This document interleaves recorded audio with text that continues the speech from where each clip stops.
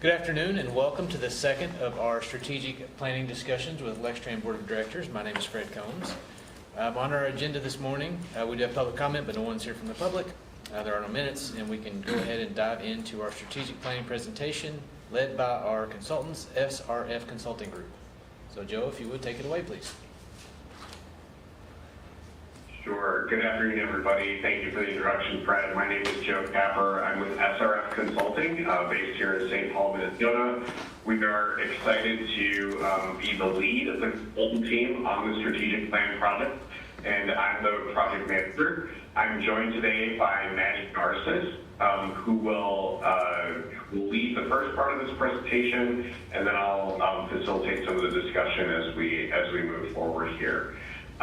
So maybe, Fred, you can go ahead and advance onto the agenda, and I will turn it over to Maddie. Great. All right, thanks, Joe. Hi, everyone. I'm Maddie, and I will talk through first a little bit about what we'll go over in our presentation today.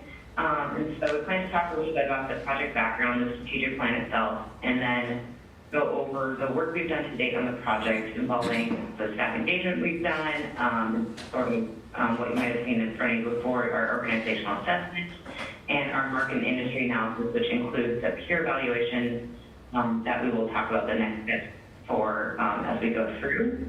And then Joe will facilitate some discussion questions as we look forward to hearing kind of your perspective on the strategic plan and Lextran as members of the board. Great. So looking at some of the work to date and kind of timeline journal for this project, you can kind of see who we've worked through so far, which is that organizational assessment, really fact finding, seeing how everything is working, the market and industry analysis, and now we're kind of at the stage where we're looking at stakeholder engagement and speaking to you guys, which is our board director workshop, and then next steps you can see we'll be pivoting into developing the goals, the strategic plan, as well as the associated financial positioning plan, ending with the final overhaul of the strategic plan for the project. Maddie, sorry, before you keep going, Fred, can I ask you to just mute your audio on your end? We're getting feedback on our side. So when folks in the boardroom want to talk, just go unmute, and I think that will probably fix the problem.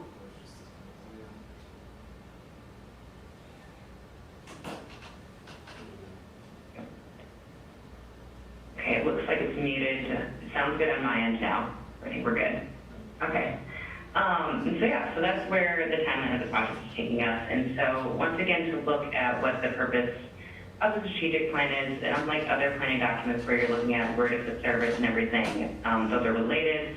The strategic plan is focused on establishing the vision for the future of the agency, identifying the goals, objectives, and strategies that will help achieve that vision. And really, the timeline is looking at about a 5-year vision to guide investment strategies and growth for the agency, and ultimately it's looking at where Lextran is today and where would the agency like to be in the future, and how will the success of the plan outcomes be defined and measured. What are the performance indicators? So developing all of that through this plan. Okay.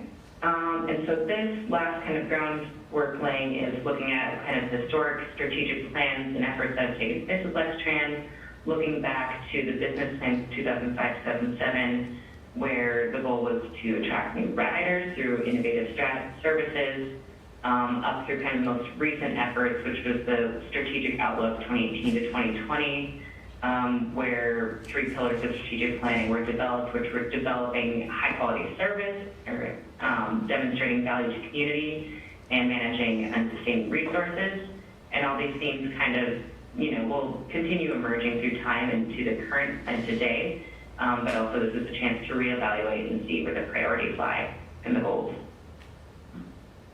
All right, and that brings us into the current planning process and looking at the work to date.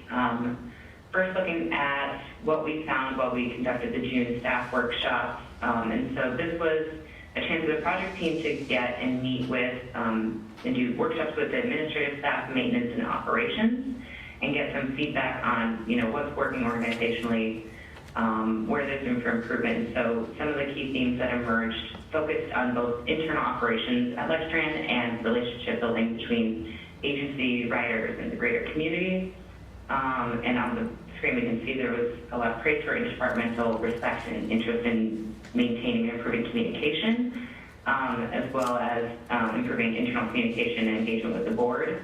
There was also, while the plan focuses not necessarily on service planning, there was definitely an interest in improving service where there are gaps in accessibility, and so that will definitely play a role into what we find with the plan. And there was also interest in tapping into opportunities where there's community interest in the services and developing partnerships and stakeholder relationships.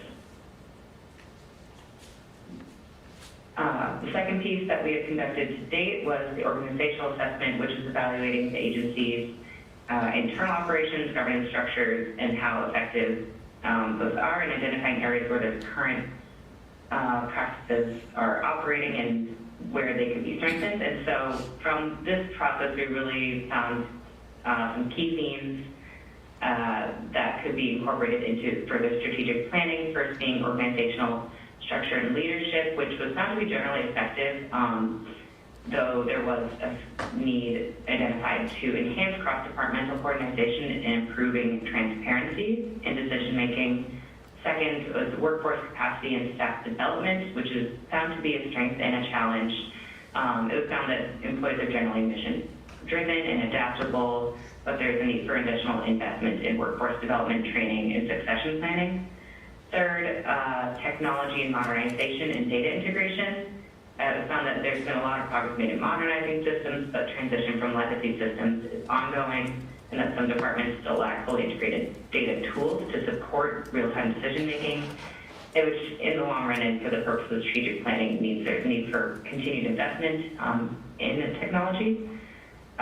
Fourth theme found was planning and service design, which has been an effectively supported branch for Lextran's planning department, as exemplified by recent initiatives such as the COA, the Comprehensive Operations Analysis, and the Microtransit Feasibility Study. However, while these studies have been conducted and found good findings, there's been a limited amount of capacity to implement or do deeper analysis of what is found, and that strengthening planning resources and fostering collaboration will be a priority for advancing some of those longer-term service objectives.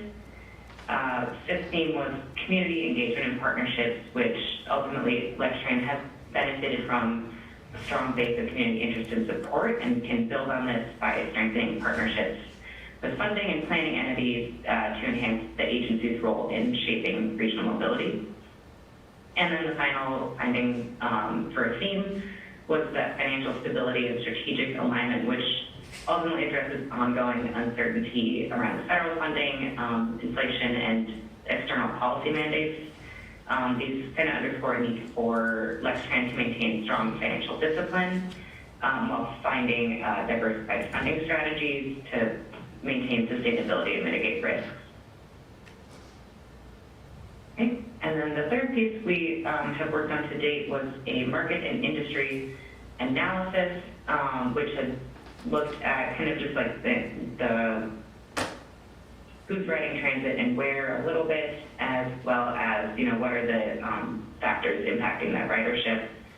And so we looked at, as you can see, one of the samples in the maps from our document was looking at travel patterns and seeing how they were following or not following current development patterns, and what the trends in those development patterns tend to be, which was some of the findings that there's a large amount of residential population in Southeast Lexington, and however, most significant job growth tends to be on the transit corridors, but it is rather geographically dispersed.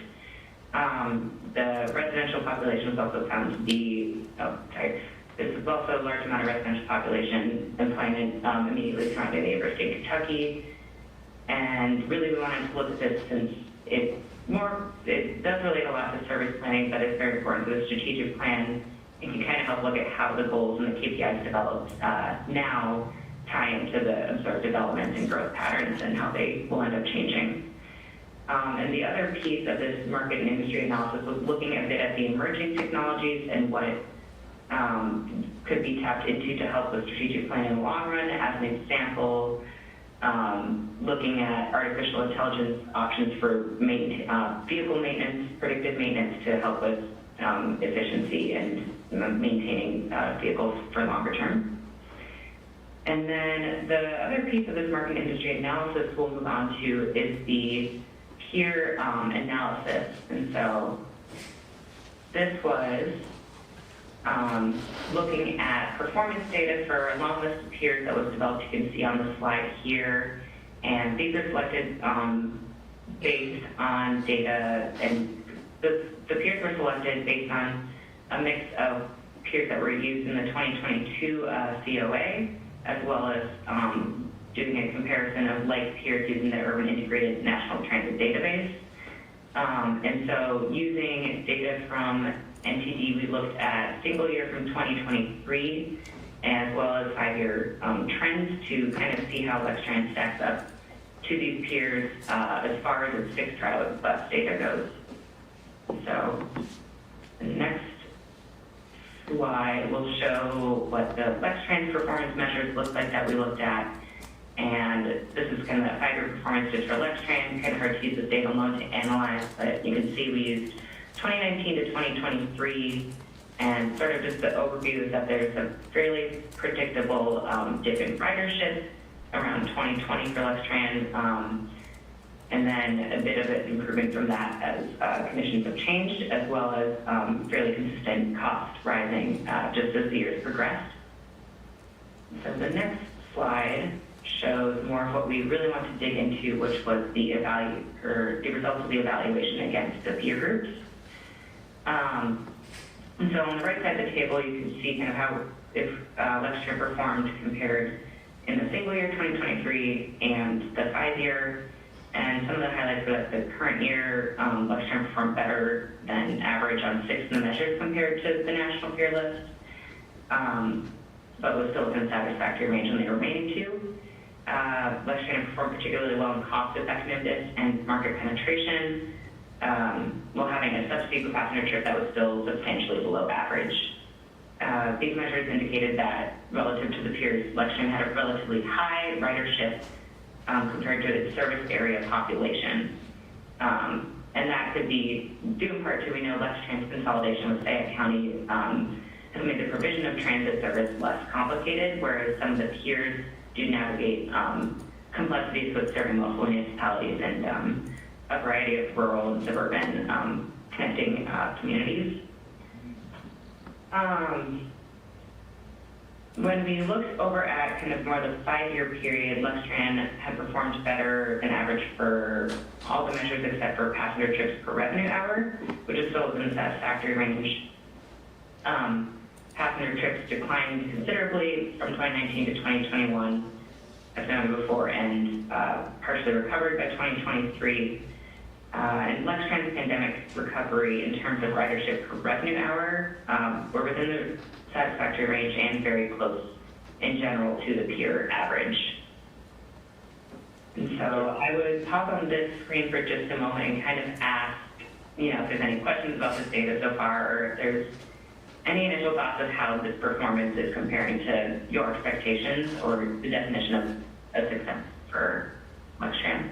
Yeah, Maddie, if I could just, I'll chime in here. There's a lot of data and information that we threw you. I know you've reviewed some of our deliverables to date. I want to emphasize just having done this type of performance review in many communities, this is overall very good news. I think when you look at particularly a 5-year trend, we like to see a lot of green triangles. So when we're looking at these industry measures of efficiency, how the service is being consumed in relationship to the size of the community, in relationship to the amount of service that you're providing, these are kind of the industry standard benchmarks. And you saw that peer group was very broad.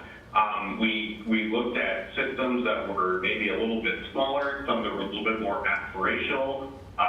We didn't have, we didn't cherry pick or anything for things that would make Lextran look good. We just looked at what we have for some previous studies and also what the national data sources were telling us. So, where you see some where it might be a little bit where you're in average is where we're looking at revenues. So your fare box return, other sources of things that can offset operating expenses. Obviously, what we do to potentially address that is look at ways of increasing ridership. And then also, as Mandy mentioned, the service productivity a little bit below average, but still within the standard deviation of that peer group. So just want to emphasize, this is pretty good news.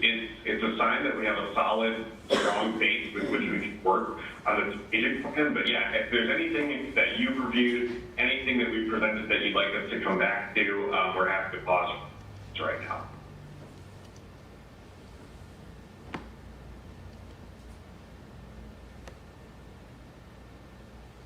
I think we can keep going. Great. All right, that sounds good. Then this next slide gets into a little bit more of the next phase of the peer evaluation. So we'll be looking at a few of the agencies a bit more closely and conducting some interview with staff there to get into more, beyond the numbers, beyond the data, and the questions and topics on the list, on the screen were developed in the previous June workshop and kind of looking at what themes we wanted to pursue more in our strategic plan. And so I would ask to take a little minute to kind of read through these, see if there's any additional topics that you would like for us to focus on, particularly if there's anything related to board and staff relations, or if there's any of the ones listed here that would be of interest that we should definitely prioritize in our conversations.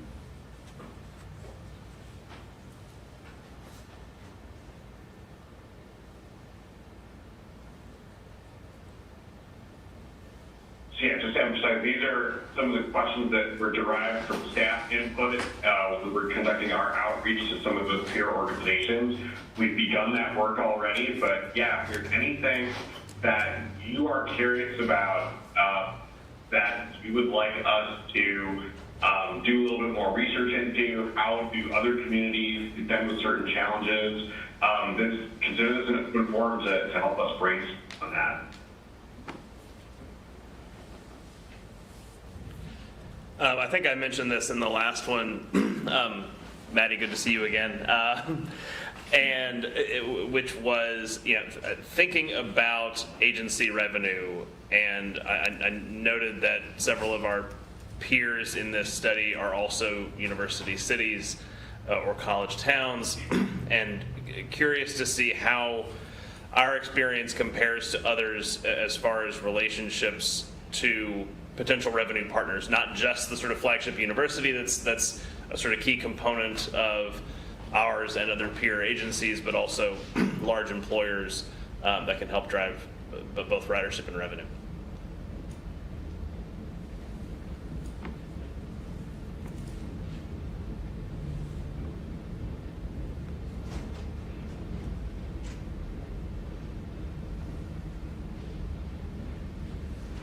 That's certainly a question we can consider.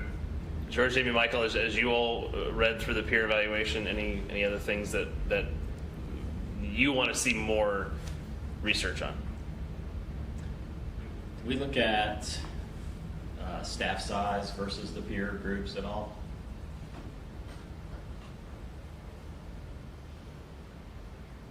That's something we can dig into. That is specifically something that has been asked of us when we reach out to the peers to understand what are the staffing levels, particularly in the various functional areas of the system in relationship to the amount of service provided. Through data, the national data sources, we can kind of get some big picture numbers of FTEs, and also look at how many of these are operated in-house by an authority or municipality, how many of them are contracted operations, to paint that picture as well. So that is certainly something we'll be looking at when we're determining if staffing levels are adequate. But I will also say that beyond those numbers that we can look up, I think some of the engagement that we've staff, both in terms of frontline operations and at the administrative level, has helped us understand where there may be needs for additional capacity, and what we should look into a little bit more. I'll jump in with a question or comment. And I'm not sure how this exactly relates to strategic planning, but my area of focus is kind of on the integration of transit with the mobility network, with bike and pedestrian facility. So anything we can do to kind of enhance coordination with the city, make sure that they're looking at transit when they're doing projects and vice versa, so that we're trying to kind of connect all those dots. I don't know if that's more in COA or if that is relevant here, but I'll throw it out there.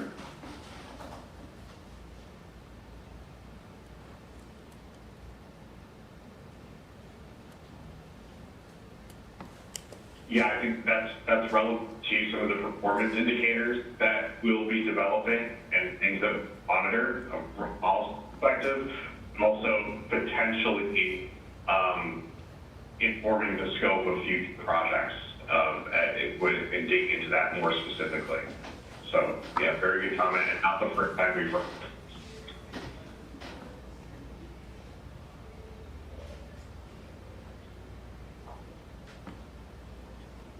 Did you look at our hub and spoke model versus a point-to-point versus maybe some combination of the two between us and the peers? Just curious what other people are doing.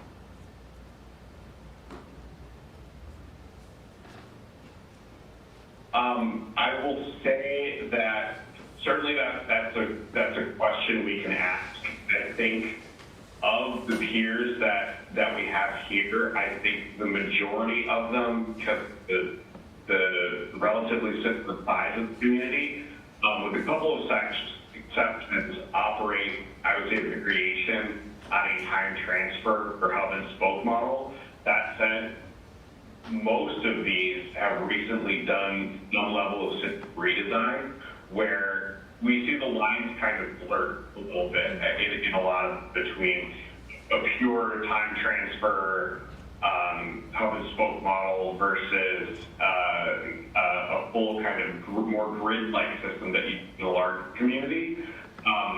So, they operate on either end of the spectrum, and I think what you see deployed in the real world is something in between that pulls from each, depending on the local context. I think, as Maddie mentioned, when we looked at when we did kind of an initial market analysis, I think we found that the overall footprint of the system is pretty good. But one of those things that we also look at is adding, travel time to that, and how well people can access certain destinations, and particularly over the last 5 years, what has grown and changed, what's projected to change a little bit more. So part of this project is to identify some of those potential gaps and see how well the current system fits in. But then a lot of what you're talking about as far as service design might be better equipped to be part of a scope for future comprehensive operations analysis or plan. That's one of the things that we'll be working with to get at a preview level of this project, but there's certainly room for more of that analysis down the line.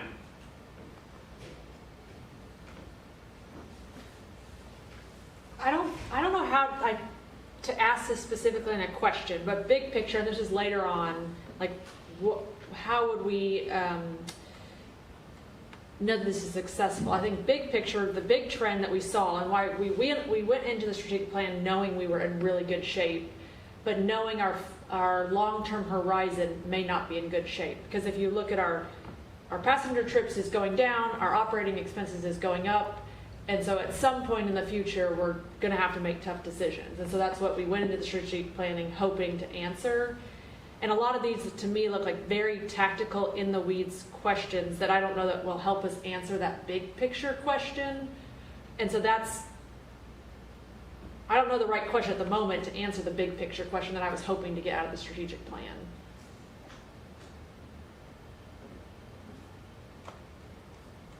But these all are very good in the weeds questions, but I don't know that will move the needle on Sure. revenues going, passengers are going down, expenses are going up. We got a gap at some point. Well, and Fred, I can let you chime in as well. I would say that that is one of the challenges. I think we'll often start with these big picture strategic planning questions, and people do want to get into the weeds. And I think if we're doing our jobs properly, I think which we fully intend to, at the end of this process, that I think what you're getting at is what the strategic plan should clarify for you. So it should be a tool both for staff and the board to measure how well we are advancing our shared goals, but also identify a set of priorities.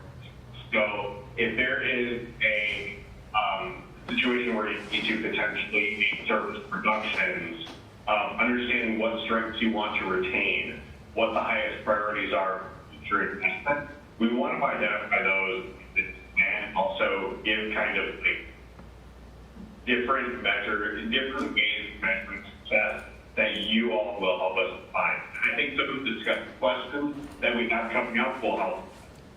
And I'll add to that, the list of questions here came from discussions with people who are very much in the weeds. Yeah. And I think that's why this conversation is important. And back to Harding's point, if we have the conversations with our peers about how they manage their revenues, how they have things that maybe aren't found in traditional transit agencies to generate new revenues, that would be an important finding for us to consider in the future and to include in our next planning studies. Would that help? Is that sort of getting at it? Say that again. So if we ask our peers questions about their revenue sources, any revenue sources that's maybe not found at traditional transit agencies, so things outside of fare box revenue. And then we can use that in our, say, long-range plans or our next step after our strategic plan is finished to dial more into those, extrapolate on them, and see how well they could fit here at Lextran. So being creative with revenue streams, I think, is a bigger picture way of putting that. Outside of the fare, outside of advertising, outside of tax collection. So what are ways, outside of those very normal things that you see at transit agencies, can we generate new sources of revenue? I think that would be a bigger picture question for the strategic plan of our peers to help us as we move into future planning projects. Because I think part of, I think you got at this, Joe, somewhat, is that the goal of this first step is to define what success looks like, and I think this group is looking for the board to weigh in on how we view success for the agency. And what I'm hearing and what I have heard consistently is that the financial health of the organization is paramount.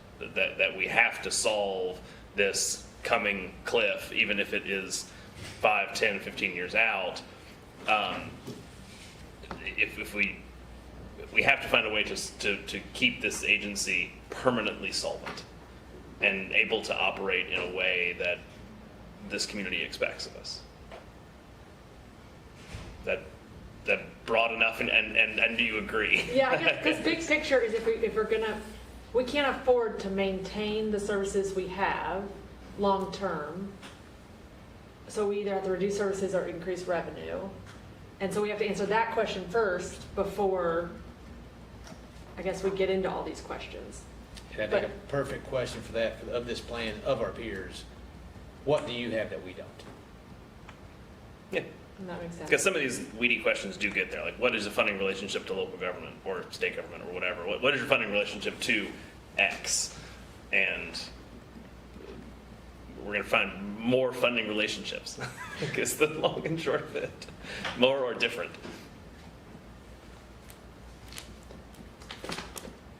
And the other side of that equation, I guess, is increasing ridership.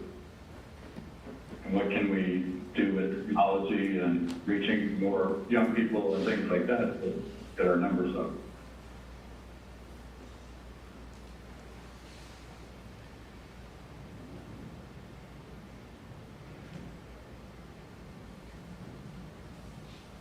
I don't want to discount that, Michael, but what I would say is that in our current status, more ridership puts us in a worse financial position because our fare box recovery is so low that if we're trying to increase ridership by, say, increasing frequency on a key line, we don't actually have the money to do that right now.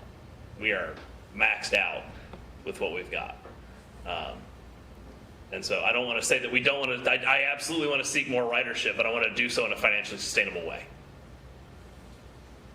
If you put more riders on an existing route, does that also increase the cost substantially, or are you talking about No. increased services? No, it doesn't. But I guess it wouldn't really make a dent in our revenue. I think the tried and true way to increase ridership is by increasing frequency. Yeah. And we can't do that without either reducing from somewhere else or adding to. And I think that's where those 2 points kind of meet. And so Fred, tell me if the goal of this, or maybe it's our COA, is our goal to be like, as a board, we are all stacked hands that it is our goal to increase ridership. And the only way to, let's all stack hands, the only way to do that is to reduce routes and be more frequent. Is that something that comes out of this plan, or that's something that comes out of our COA plan? I think the more conceptual statement could come out of this plan. I think the nuts and bolts of how to get there would come out of the COA. But it's It, like, I it don't may know be that worth we're- you describing what you described to me at the last meeting of like, this is the first of 3 plans, Yes. really. So the idea of the strategic plan is to set our vision Mhm. and to understand, as we were talking before, what's expected of us, what's the definition of success from the board's level and from staff level. That'll feed into our long-range plan, which will be more in tune to finances, be more in tune to our service, and ask those questions of, okay, through the strategic plan, we've decided that we do want to be focus more on frequency. All right, the long-range plan can feed into that and then get into a COA, which is actually going to tell us, we need this many operators, we need, Mhm. the actual nuts and bolts of making it happen on the street. So those 3 are going to hopefully line up sequentially, where we'll do multiple comprehensive operations analysis under the long-range strategic plan. So we don't have to do those every 10 years, we can do the COAs every 5 years. But it would be this plan to like the vision is to increase frequency. Yes, we could absolutely come out of this plan with a statement that says, our priority is to increase frequency. So is there solid data that if we increased frequency, it would be more convenient than driving your own car? Driving your own car, I've not seen that specifically. What we've seen is more frequency, more ridership. We've seen that come out of research, and we saw it here on Nicholasville Road. But as far as comparisons with automobile traffic, I've not seen that. It probably exists somewhere, but I've not seen it.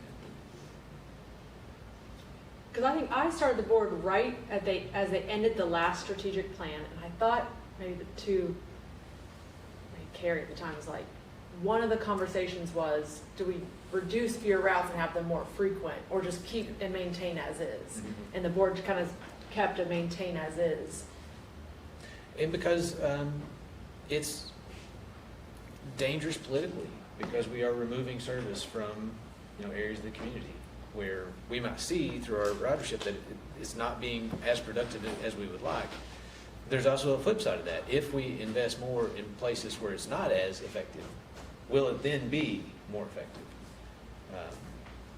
So it's a really tough question Yeah, I still have doubts on that. on the frequency.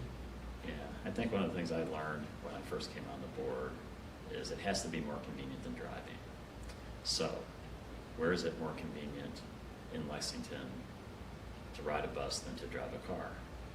And the thing I always come up with is, if you're going to the University of Kentucky and you're on a direct route to the University of Kentucky, then you don't have to buy a parking pass. You have a way to get in and get out. And you probably can do it as fast as driving a car Yeah. for less money than Yes. driving a car. But anywhere else, if you have more frequency, but you still have to go downtown and change, and you're going from the Summit to out Harrodsburg Road is gonna take you an hour and a half. Right. Regardless of when you catch the bus. It's still gonna take the same amount of And time. what I would say is the key function that the University of Kentucky's campus has is not because there are students and faculty there, it's because it's the densest part of our city by a long Right. shot. Right. And that this gets to what Michael was talking about, of like integrating this with a broader land use policy that gets us enough density to, because he's right, like if we just increase frequency on routes that don't have the density of riders or destinations, it's going to make an incremental increase in ridership, but not one that's going to pay for itself. No. Yeah, especially at $1. Right. Yeah. Which we shouldn't change. Which we should change or we should not change? Should not. Should not change.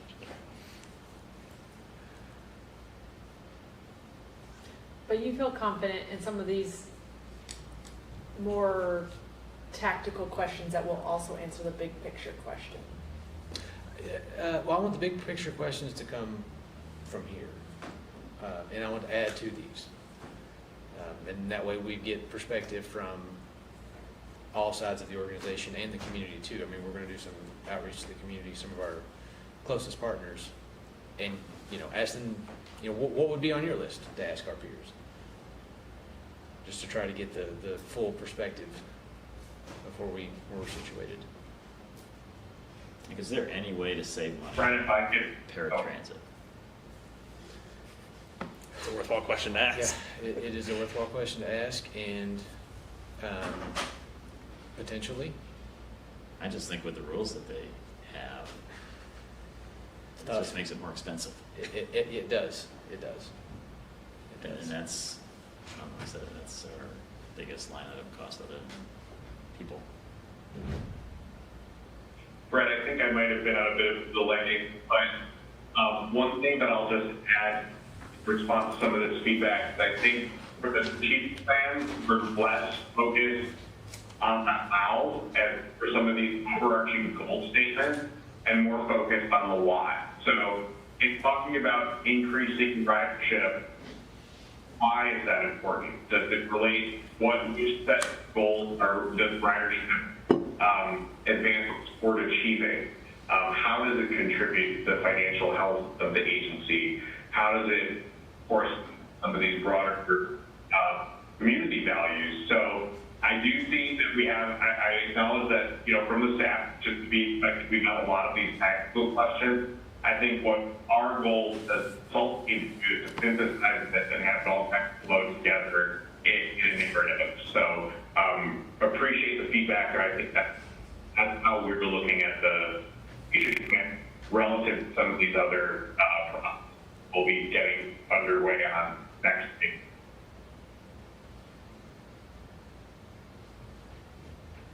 And to me, I think the why of greater ridership is it reinforces our mission of serving our community with solutions. And the more people we can serve, the better. But we have to be able to serve them in a way that's effective. If it's just that we have bus service because we have to have bus service and that's as far as we're going with it, that doesn't seem like we're meeting our mission. And in a more qualitative way, to me, the success of this city as a whole in the economy that we have is largely the reason people move places is a lot of times for quality of life issues, and a high functioning transit system is something that people look to as a marker of great cities. And so I think we as an agency have a real important role to play in the success of Lexington as a whole. And I think telling that story and having that story be something that is shared with local government and with other funding sources to understand what's necessary to provide the quality of life that everybody in local government loves to talk about, how do we deliver it?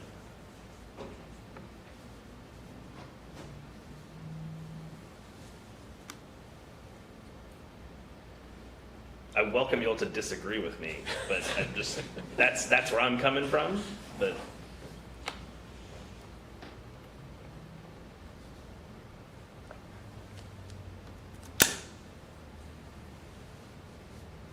Yeah, I'll just reinforce that. I think if we're looking for a more sustainable future for Lexington with a high quality of life, we need the transit. It should be something that the citizens demand more of. But again, that has a lot to do with land development policies and land use planning.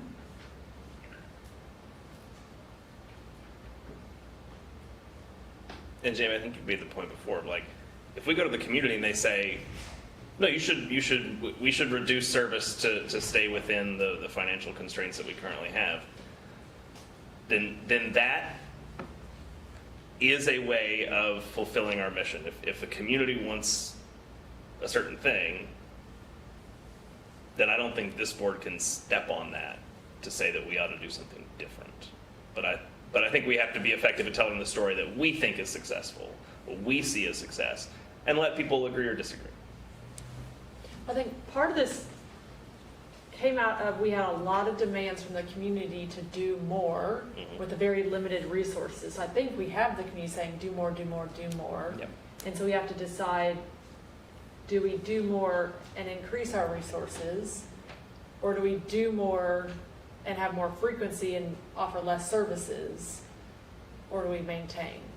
And if we make it, and I don't think a year ago, I think, we went into closed session because we had so many demands by the community. And we're like, all right, we'll answer this through the strategic plan of what is our path forward, because as a board, we don't have our hands stacked.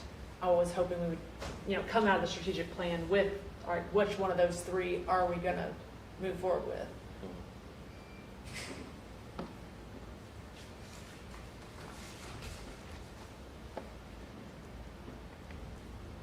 Because I think we are getting a lot of pressure to do more.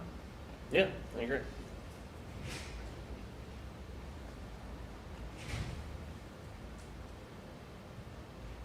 Okay. You all said there were more questions that were going to engender more discussion, so let's see what we got. Let's go. Yeah, so we do have a few discussion prompts here for the group. And again, I think our helping to inform what we're going to investigate when we reach out to your agency, some of your definitions of that, and when we'll get back to you with the different statements. But one question we had is focused on the relationship board to Lextran and how that translates into service and other types of investments. So how has the relationship between Lextran and the board of directors played a role in Lextran's moral ability to provide service?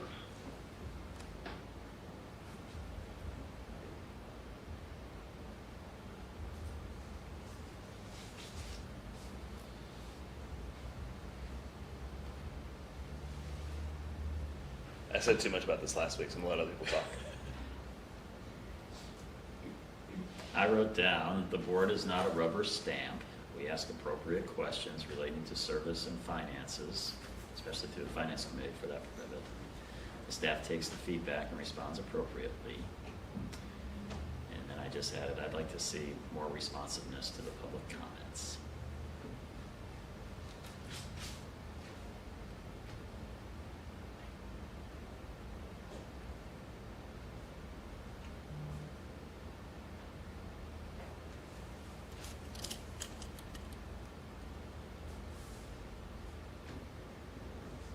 Any other comments on that? And a few years ago, it wasn't always like that. Say more about that. Well, it's just the person in charge. A few years ago. It's not here anymore. Meaning that the board was a rubber stamp a few years ago? Meaning that the staff did not take the feedback and respond appropriately. Okay. I was Staff just did, curious, I because guess. you said like a couple Maybe of leadership. There was a time when we had to look for ways to save money, and there was never a suggestion on how that could happen.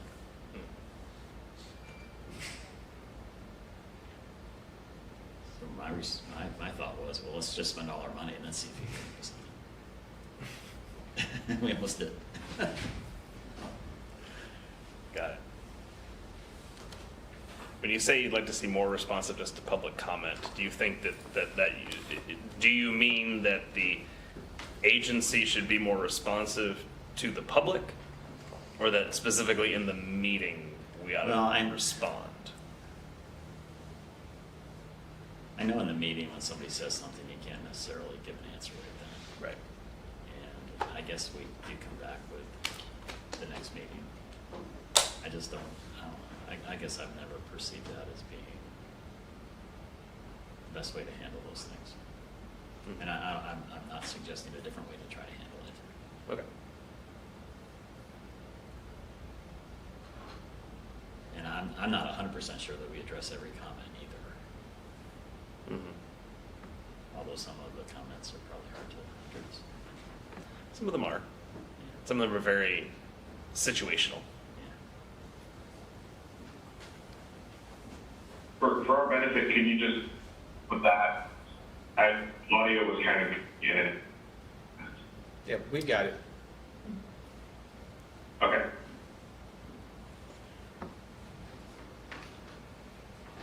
Okay. What's next? All right, next question.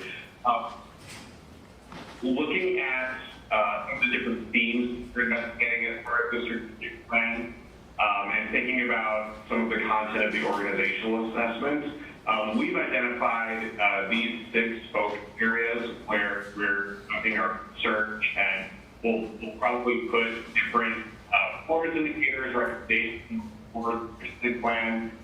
Is there anything that you would like to share to any of these, or anything that we're looking if you'd like to see more of?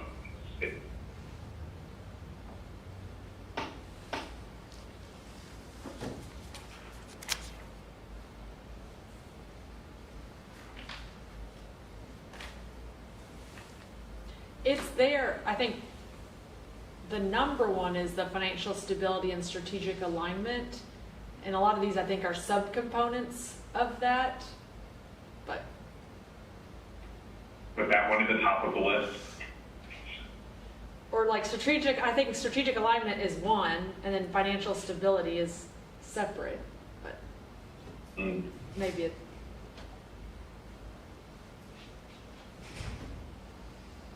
Yeah, I think that's been a pretty consistent message from this board to the leadership team, is that any choice we make has to be done within the framework of financial stability. We can't spend money we don't have. And it's been, like he said, everything has been going really, really great. Everything is green, so it's not like we're off track. Just how do we maintain long term? And we're really one of the few agencies in the country that's not immediately facing the cliff. Right? I mean, we all understand that it could be a part of our future, but maybe, Joe, you can speak to how many communities are 90%. if not more. Most. Yeah. Most, I would say. If not a complete sort of cliff situation, having a lot of uncertainty around traditional resources that they've been relying on is certainly complicated. But maybe that means we can have lots of learnings of what they're doing Yes. Mm-hmm. Yes. before Yes. what happens. Yeah, what works in a crisis probably works on a good day. Feel more than the crisis. What's that? I'll tell you after. Okay. I said we need to have a better plan to recruit and retain staff, especially the operators. And part of that is salaries, and I know that you addressed that in the contract this last time. It's still,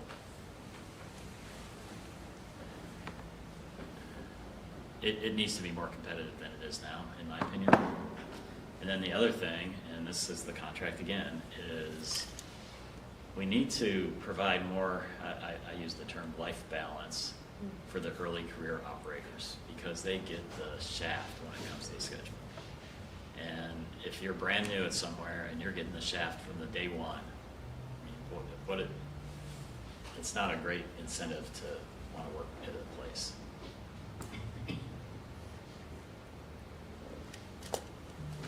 Am I right that that's something that's sort of enshrined in the CBA?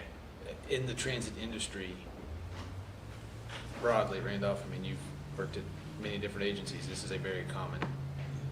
But is it part of the CBA? Yes. Okay. I would assume of any logistics industry.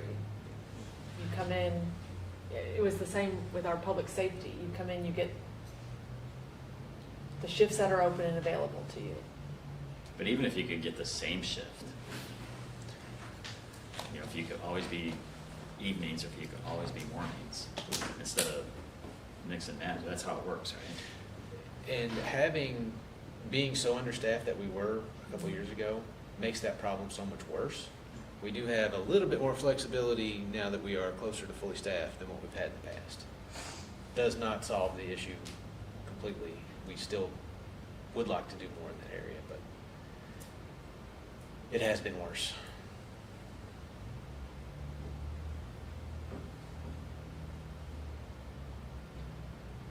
It's another one of those things that I think is a challenge across a lot of agencies and across the industry. You've certainly looked into different tools that other transit systems have deployed to contend with some of those challenges with recruitment and retention. I will also say that this is definitely an alignment from board to staff, to including staff to operations staff that's important and good work. And Joe, this is probably a place that you could add a question of our peers as well, is how do they handle Yeah. those early tenured operators, you know, with a focus on retention?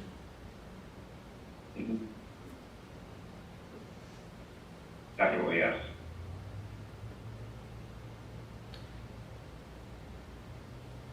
On service design, I just, you know, can we look at more crosstown routes? Are there places that it's logical to do that? Which would increase ridership? Are there places like that would increase ridership or not?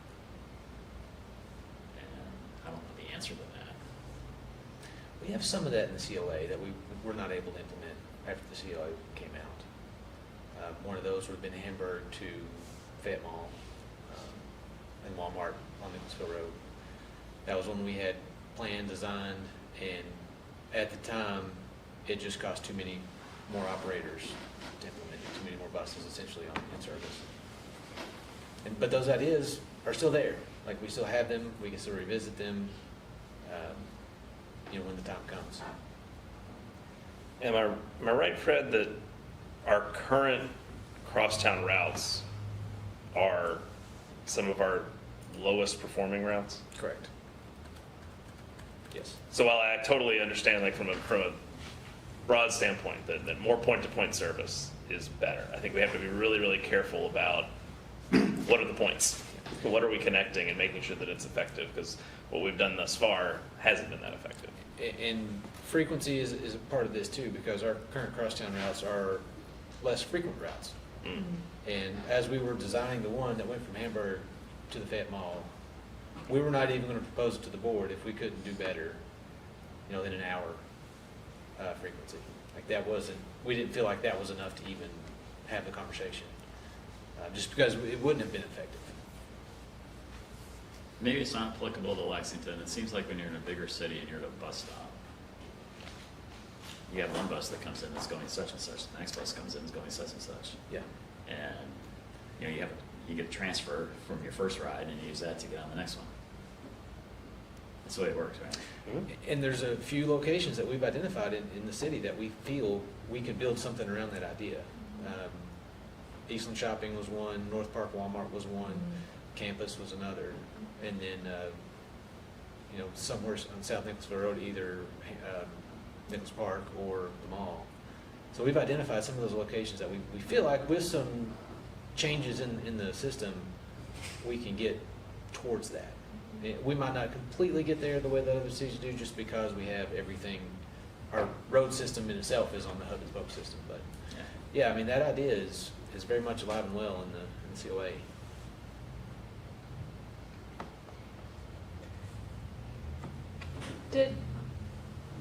I know last year we talked a lot about public safety in transit in general had been a national trend. Is that still something we're seeing? Absolutely. They need to, Absolutely, and we're taking the steps to work on that. Joe, what have you heard nationally in terms of safety, assaults? Still very much a hot topic from what I understand. Yeah, very, very much a hot topic. I think systems that operate rail have a different level of challenges. And on a bus, you have a driver there. It's a little bit less anonymous than being in a rail car where you might not have that observation. A lot different agencies have taken different approaches to providing security, whether that is partnering with the force or going a different route, transit ambassadors, things like that at stations in private areas. And some of it is also just a perception issue that, whether real or imagined, things do to make waiting for your bus feel safe and more comfortable, not more, with things like lighting, facility improvements, signage, text message support for security issues. So there are many different ways that transit agencies have approached this, and I think that's certainly a question we could ask of peers. And I would add to that, for us, it's not only the interaction between the operator and the public. We also have interactions between transportation supervisors and other street-level supervisors in the public who might not even be looking to ride the bus, as well as our maintenance staff who are going to service bus stops, interacting with people who very well might not be looking for transportation, but causing conflict between staff and the public. So that's another dimension of that we're looking at. I don't know how much of that has come out nationally, but something that we're very much aware of and working on here locally.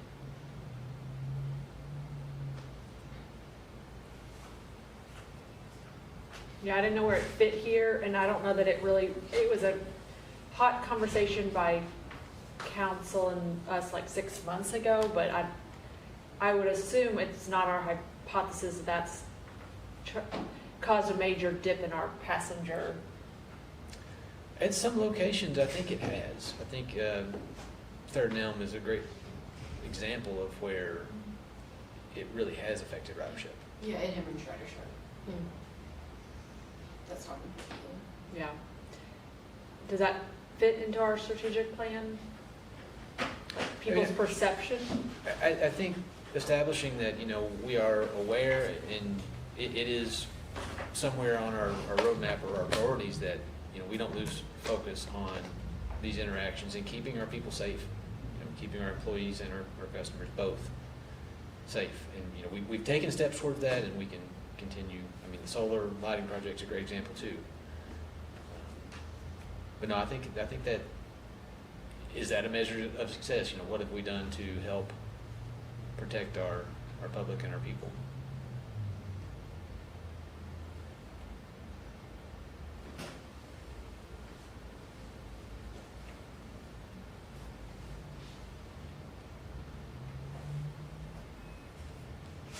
We're ready for the next question? Yeah.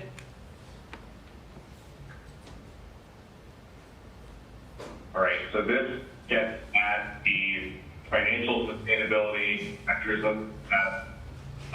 As folks that certainly have influence on Lextran investments and funding priorities, what do you think is the best return on investment for a dollar? And how would you define a successful outcome of the strategic planning process? We focus on that first question first, and then we get on the second one.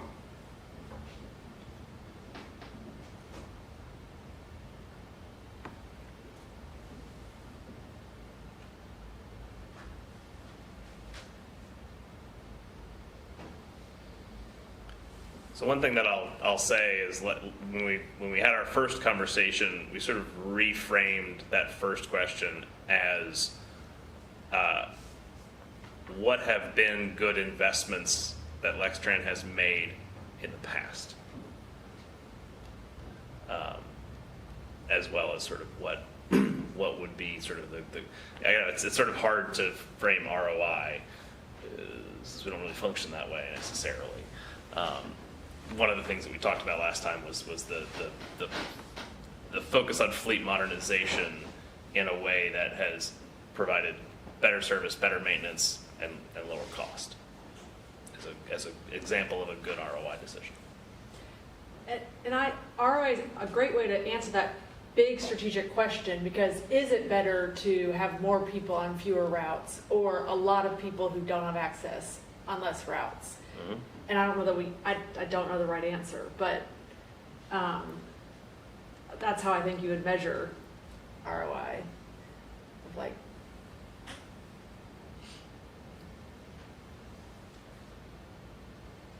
at the moment, it's like maybe we think about it.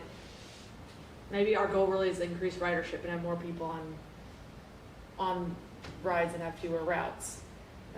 But that's not a maintain as is conversation.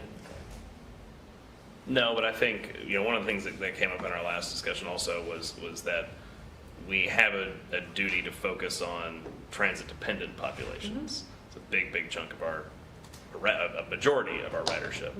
Mm-hmm.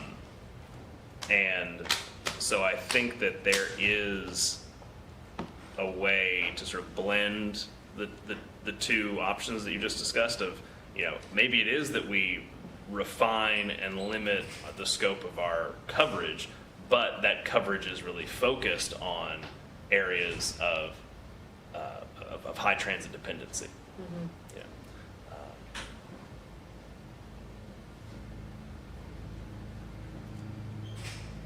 I had a very broad answer. Moving people efficiently across the city. That was a very broad answer. What's Whether by bus or stuff Michael talks about, or me driving my car, so if I get from one place to the other more efficiently.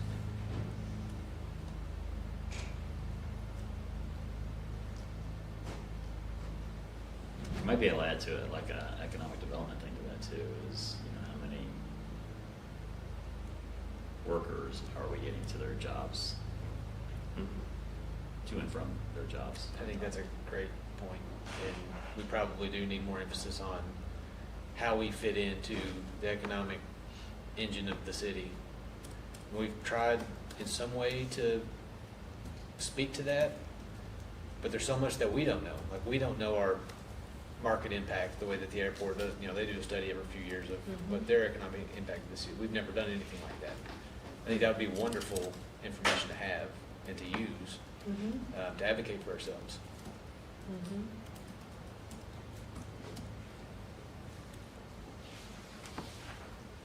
So perhaps something like that would be a subcomponent of our next plan.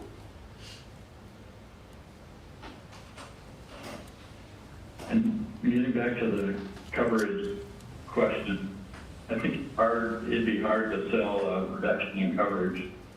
We've just spent so much time and energy looking at microtransit intended to increase coverage. And obviously, if you replace those existing push routes with microtransit, it would be even more expensive, so probably don't want to do that.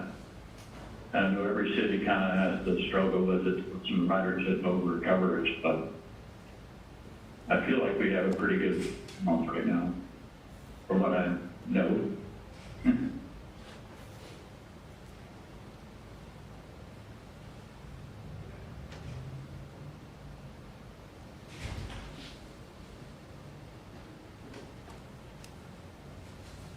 Would this group say job act is a priority in terms of purpose? Jobs in healthcare. Yeah, healthcare is a big one. Okay. I don't want to be overly reductive about it, though, because I feel like if I remember past analyses, a really good number of our riders and trips are non-work trips. I'm searching for the number off the top of my head, but I don't think I've got it. Maybe I'm wrong. I feel like it was 55 was working school. 55 was considered a work or school trip. 55%, it's just over half. Because a good portion is healthcare access, not workers, but healthcare access. And so.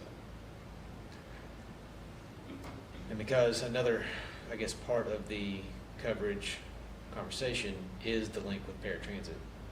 And, you know, if you do remove a coverage route, that service area becomes premium service. So there's a give and take there as well. So we'd all of a sudden have more people qualifying for paratransit. It's not more people qualifying. Well, you would. Would, because they're now further away from the Further route. away. But it changes, The price they pay, The price they pay. cost. It goes from a The $6 touchdown to a $12 or. $1.60 to $2. Or 12. Well, I thought they showed us a $6 route. That's probably microtransit. I think we were Oh, talking sorry, about micro- microtransit. yeah. Yeah, that was microtransit. But longer term, we're also unique in the fact that we do have this service for paratransit outside of our fixed route area. That's not normal. And it's a really good program, and I'm really happy that we do it. Paratransit, yeah. Because the paratransit area should be within 3/4 of a mile of our fixed routes, but we go countywide. At some point down the line, there might come a time that we can't do that anymore. And if all of a sudden our fixed routes aren't as broad, that puts more people in that premium area. Hope it never comes to that, but, you know, that link is there.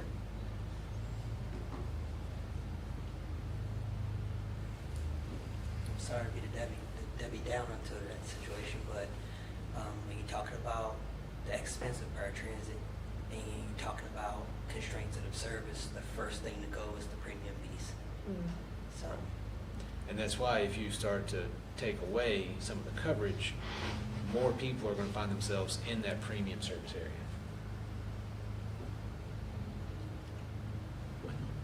And we don't want to reduce the premium service area of paratransit. That's not at all what we would recommend. But again, fiscal cliffs, tough decisions, 10 years in the future.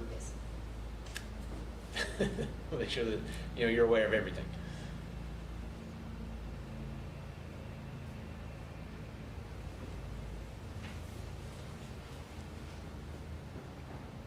Is there one more question after this one? Well, the second one on this page. There is. Well, Okay. I don't know if we answered your second one. I think I answered it earlier. Mine was like, if we, as a board, all stack hands and move forward with, Yeah. here is our goal as the agency. Is it to increase service by finding another revenue source? If we don't find another revenue source, it's a maintain as is and maybe in the future reduce service. Don't know anyone else's goals on. No, I think that's exactly the order of preference. I think we should spend as much effort as we can to provide more service and to find more revenue in order to do so.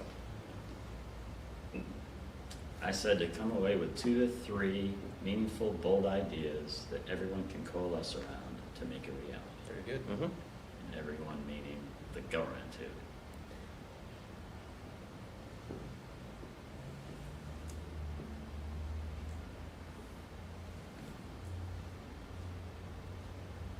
I mean, 51% of the citizens.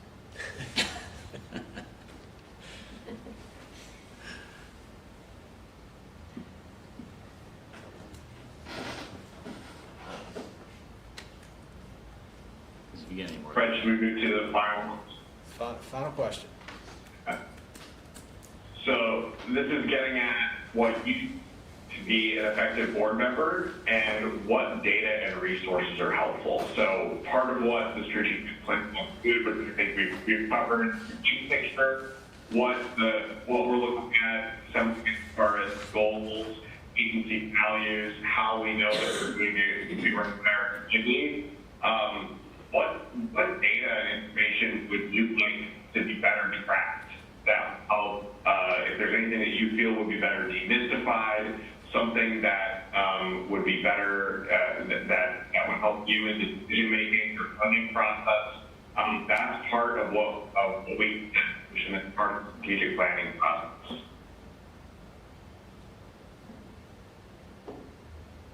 I have a hard time with this because I think the board or the staff is so good at this piece of it. We get really good data and you guys make a lot of really good decisions. I mean, every month, the data that we get is very transparent.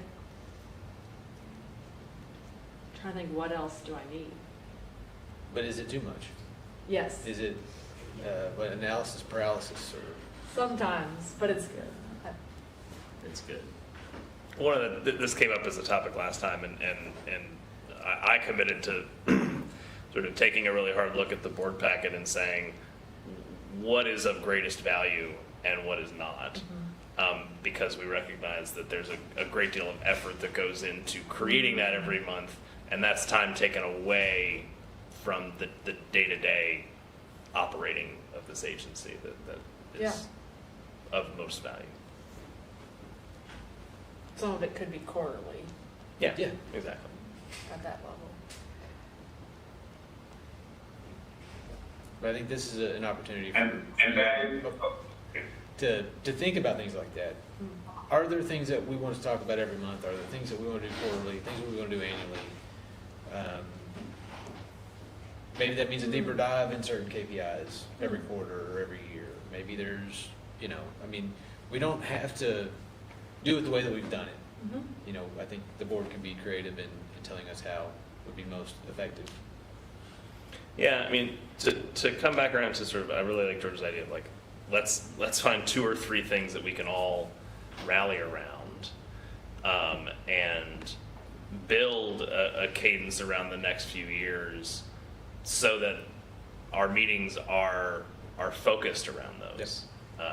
And while there's of course there's the day-to-day, month-by-month things that we have to approve, resolutions that have to be done, safety plans, et cetera, that have to be approved, that there's space for us to really hash some things out.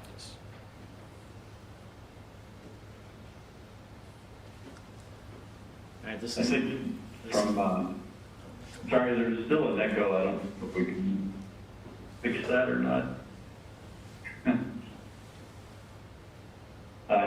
if the boardroom gets muted, it goes away. Okay. From my perspective, it's more evidence that the transit authority and the city are working together as planning issues come up, see more coordination. It might mean that, the planning staff, the transit authority work with the city to get, there's new development, and we urge them to put sidewalks connecting the transit stop to the new development, and just, that level of coordination, because I think anything we can do to make that connection between the stop and the destination is going to make it easier for people to get around and increase ridership over time. And that may be happening. I don't know. I don't hear of it much or get to see it happening. So a little brief report on that, maybe at board meetings, for me would be helpful. Or maybe that's even separate from board meeting. Maybe there's a report that's emailed out. But I would like to see, more coordination.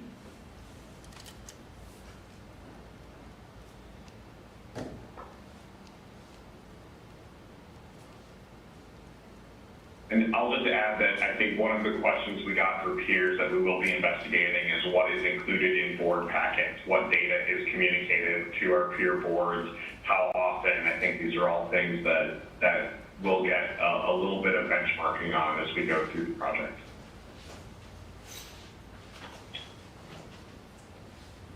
All right, I have one more thing. Unmute you. Okay. Okay, I have one more thing. And I'm not sure it answers this question necessarily. But it would be nice to have somebody or some group look at the configuration of our routes that aren't professional transit people, that already have things ingrained and have ideas ingrained, and just look at it and say, if you had to reconfigure this but you need somebody to ride alongside of them to figure out how much it's gonna cost. So you still have to stay within the framework. You know, what could you come up with? Sort of a community charrette. Yeah. So for an example, maybe you go out Nicholasville Road, but then you cut across some other road that's only halfway on the route, and then you come back the other one, and then you pick up a transfer and you go out all the way, and maybe you cut around that way. It's just ways to have more coverage, and maybe it would have more frequency, especially if you're in that little loop.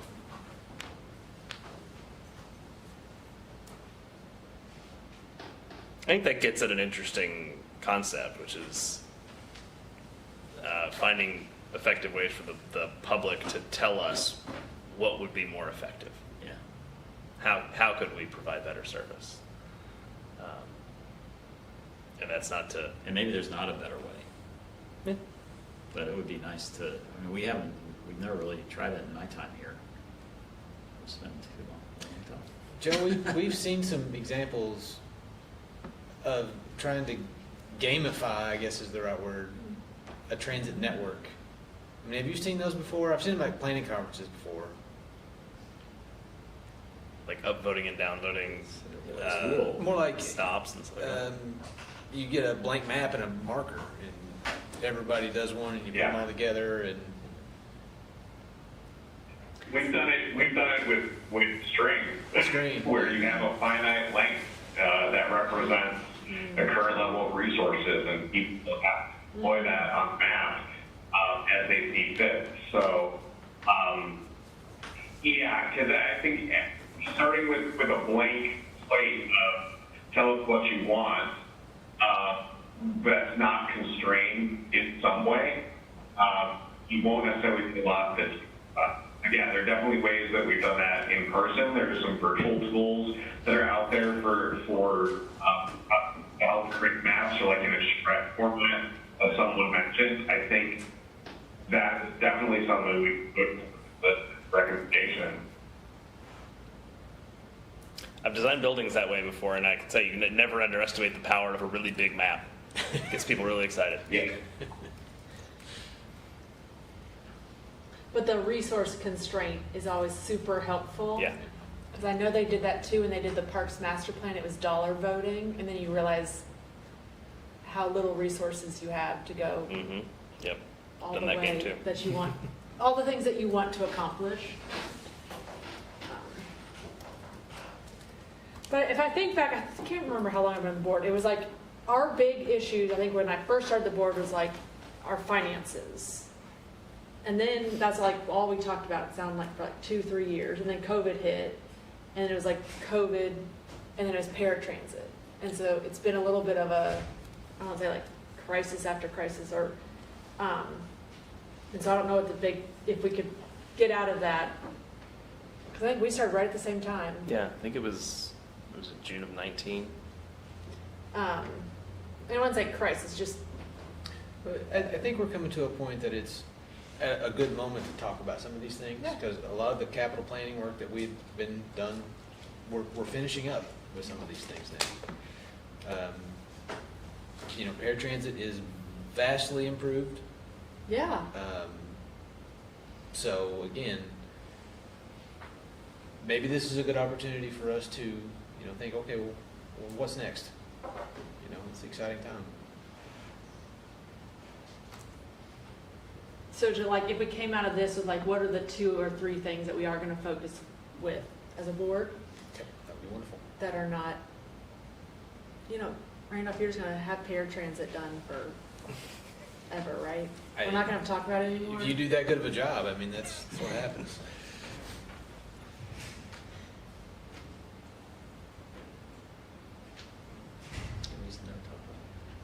You never talk about it? No, we never talked about it when I first started. No. It was just a $3 nothing million to say. line item in the budget, and No, they'd come in once a year and do the report and say everything was great. That was about it, right, Nikki? That's about it. And then they decided not to focus on that.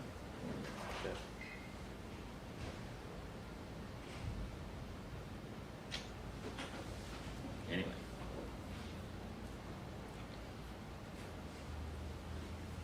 Anything else on data you'd like to see here highlighted as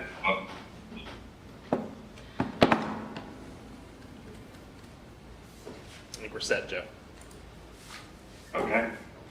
Well, our next slide is the wrap slide. So, preview of what we have coming next. We'll be getting underway with some stakeholder engagement, so having some focused discussions with leaders in the community, people that represent the base of Lextran's ridership is going to be one of our goals.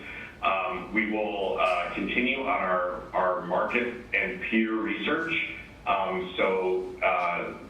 Some of these questions that we'll be prompting to some of Lextran's peer agencies, reporting back on that, and then also continuing to report on the organizational review.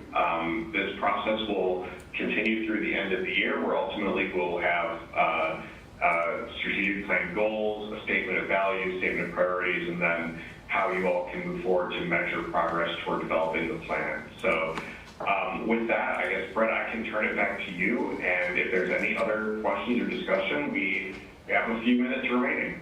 Thank you, Joe and Maddie. Is there anything else that we need to discuss or you'd like to discuss? Is that to us or them? Brett, You. I know you mentioned to me before the issue of fare collection, and I saw it on one of those slides, so I'd be very interested to see what their kinds of agencies are doing with fare collection equipment, what the latest and greatest is. Yeah. I assume that will be in the report. That is a very timely question to include here. That will be one of the board's bigger decisions, I think, in the next couple of years of how we manage fare collection.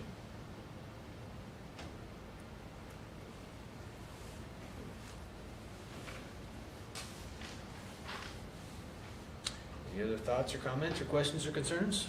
And then, who are the other stakeholders? There's a long Oh, list. there's a long list that we've gone through. Everything from agencies that we work with, government officials,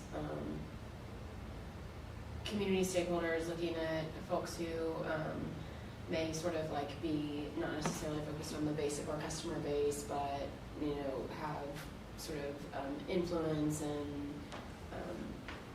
looking at different aspects of the community. So there's a Adjacent long services. yeah, there's a long list that we sent to them and said, like, early and often, please, you must speak with. We would like input from these folks, but they may not necessarily, if they're unavailable, like a questionnaire versus an interview might be appropriate, that sort of thing. Outside of just the rider base, because there's a separate engagement piece for that.